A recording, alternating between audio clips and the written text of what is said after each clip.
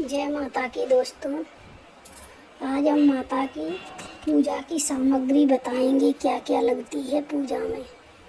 तो सबसे पहले मैंने चौकी ली है, ये चौकी।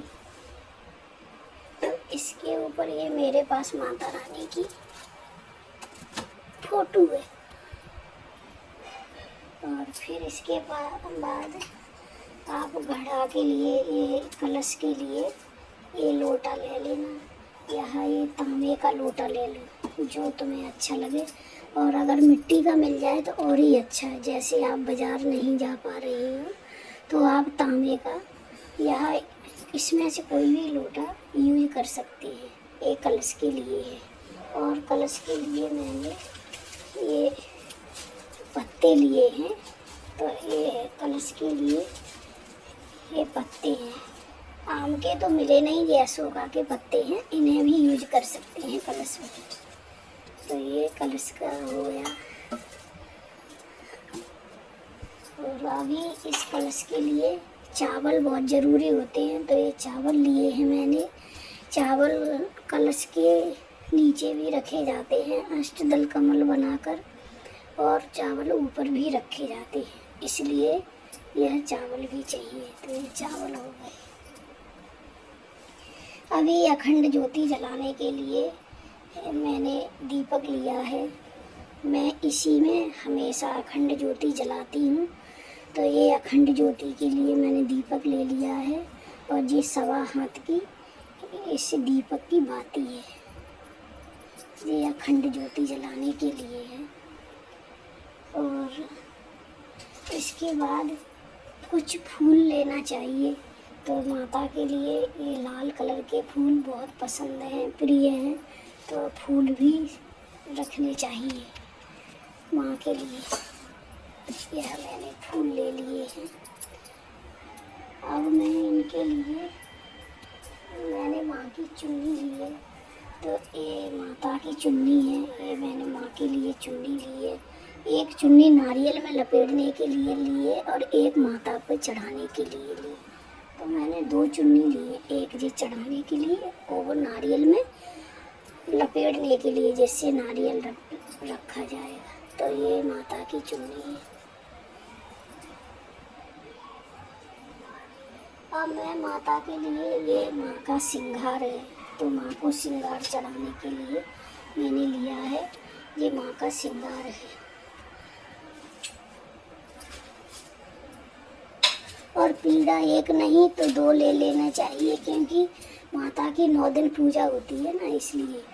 और यह मैंने धूप बत्ती ली है 9 दिन के लिए, पूरा पैकेट ले लिया है चढ़ाने के लिए। और यह माता के लिए मैंने रंग लिया है। रंग महावर लगाने के लिए 9 दिन भी चाहिए, इसलिए मैंने माँ के लिए महावर भी लिया है।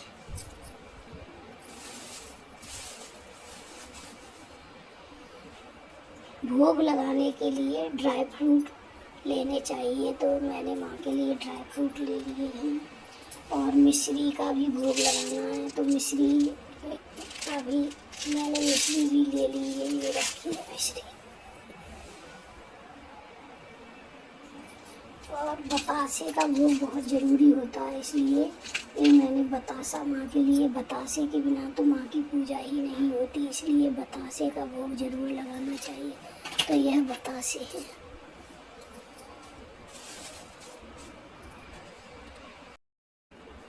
और दोस्तों, नारियल ज़रूर लेना चाहिए माँ के लिए।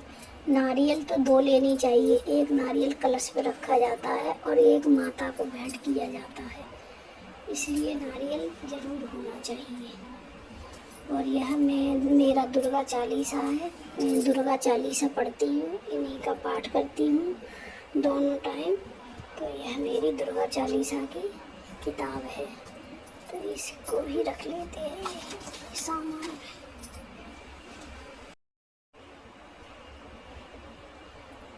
गणेश जी के बगैर किसी की पूजा नहीं होती, इसलिए मैंने यह मिट्टी के गणेश जी बना लिए। यह शुद्ध मिट्टी लेकर आई हूँ, इस गणेश जी के लिए है ये सब। तो गणेश जी के लिए यह रख लिया है। जनेऊ गणेश जी पे चढ़ाने के लिए, और कलश में डालने के लिए ये है हल्दी है, ये एक सुपारी है, और ये सिक्का है, और थोड़े से चावल हैं, फूल हैं। ये इसमें कलश में डालने के लिए, कलश के अंदर।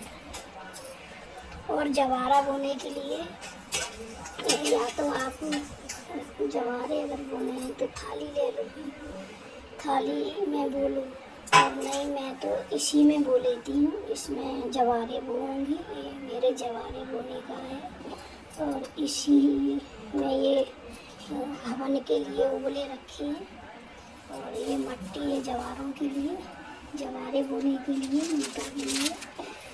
और जवारा जो से जवारे बोएंगे, तो ये जवारों के लिए यह मट्टी है, और यह काले तिल हैं, और काले तिल से मैं अष्टदल कमल बनाऊंगी कलश के नीचे, इसलिए ये काले तिल हैं। और यह कलावा है, माँ को रोज गणेश जी के ऊपर चढ़ाने के लिए वस्त्र स्वरूप में। और यह रोली है माता के लिए, और यह चंदन है, और हल्दी की गांठ ले ली है जी, हल्दी है चढ़ाने के लिए। और यह रोली दूसरे प्रकार की रोली है। और जैसे हम माता की स्थापना करते हैं तो उसके लिए हमने ये सुपारी ली है, तो सुपारी से कोई सुपारी से माता की स्थापना करता है तो उसमें 9 सुपारी लगती है, और कोई 2 ही सुपारी से काम चला देता है। तो जैसे जिसको करने हैं, नॉर्मल करना है तो 2 सुपारी लग जाती है, और अगर ज़्यादा करना है तो फिर ज़्यादा लग जाती है। इसके लिए मैंने अखंड ज्योति जलाने के लिए दीपक लिया था, और यह दीपक रोज की आरती के लिए, आरती पूजा के लिए एक दीपक और होना चाहिए, इसलिए है। और एक ये दीपक है, जब मैं दुर्गा पाठ पढ़ती हूँ, दुर्गा चालीसा, तब मैं इस दीपक को जलाकर रख लेती हूँ, इसलिए दो एक्स्ट्रा दीपक और लाने चाहिए। और यह इलायची है, इलायची और लौंग के बिना माँ की पूजा नहीं होती, इसलिए ये इलायची है माँ के लिए। और यह लौंग है जी, लौंग फूल वाली लौंग होनी चाहिए, इसलिए लौंग से माँ की पूजा करते हैं। अभी मैं लौंग दिखा देती हूँ। यह कपूर है, कपूर की माँ की रोज आरती कपूर से होती है, इसलिए कपूर भी जरूर लेना चाहिए। यह कपूर है। और यह माँ की धूप बत्ती है, धूप रोज धूप से ही हवन करना चाहिए, इसलिए यह धूप बत्ती है माँ की। और यह वो हवन सामग्री, यह धूप बत्ती है, तो धूप बत्ती भी लेनी चाहिए माँ की पूजा में। और इसके बाद जो ऋतु फल हैं वो फल माँ को अर्पण करना चाहिए। यह फल हैं तो फल माँ को जरूर अर्पण करने चाहिए, तो यह फल रखते हैं। और यह माँ के लिए माँ को अर्पण करूँगी, और फिर इस फल को सभी को प्रसाद रूप में बांटूँगी। यह प्रसाद है माँ के लिए, यह कोई भी सीजन का फल हो उसे चढ़ा देना माँ के लिए।